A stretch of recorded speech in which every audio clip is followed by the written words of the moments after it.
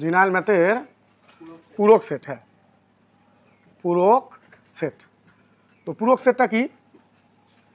তো কোনো কিছু থেকে মানে কোনো কিছুর উপর যদি দেখো এসি, এই যে এসি, সিটা হলো পূরক।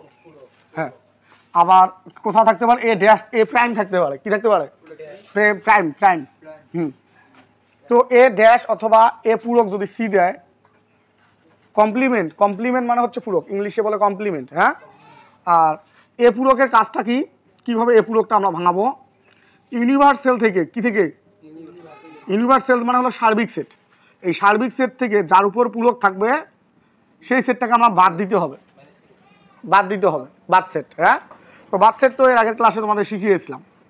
তো মনে করো তোমার যদি এ ইউনিয়ন বির উপরে পূরক থাকে, কি থাকে? পূরক থাকে, তাহলে ইউনিভার্সাল থেকে এ ইউনিয়ন বিটা বাদ দিতে হবে। ঠিক আছে? হ্যাঁ, যদি আগে ব্র্যাকেটের কাজটা ভিতরের কাজটাকে করে নিবা, করে নেওয়ার পর এটা মান যখন বের করবা তখন এইটা করতে পারবা।